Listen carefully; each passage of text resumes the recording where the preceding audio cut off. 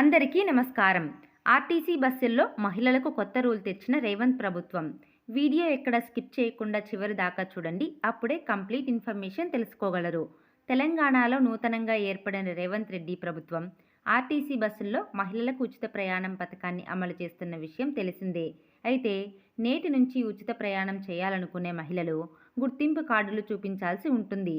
గుర్తింపు card చూపిస్తేనే zero ticket జారీ చేస్తారు.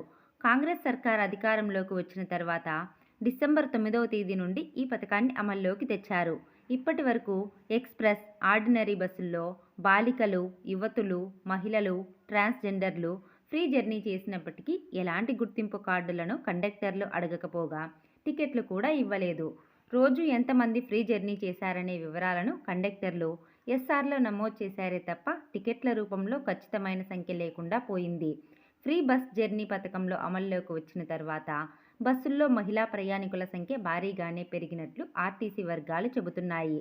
ఇక శుక్రవారం నుంచి బస్సుల్లో ఉచిత ప్రయాణం చేయాలంటే తెలంగాణ ప్రాంతానికి చెందిన వారుగా ధృవీకరణను తెలిపే ఆధార్ కార్డు, ఓటర్ గుర్తింపు కార్డు లేదా రేషన్ కార్డు చూపించి జీరో టికెట్ తీసుకోవాల్సిందేనని ప్రభుత్వం ఆదేశించింది. ఇదే అంశంపై ఆర్టీసీ ఉన్నతాధికారులు అన్ని డిపోల మేనేజర్లు, ఇతర ఉద్యోగులకు పలు సూచనలు ఇచ్చారు. ఇలాంటి మరిన్ని డైలీ అప్డేట్స్ కోసం వీడియోని లైక్ చేసి షేర్ చేయండి. అలాగే ఛానల్ని సబ్స్క్రైబ్ చేయండి. Thanks for watching friends.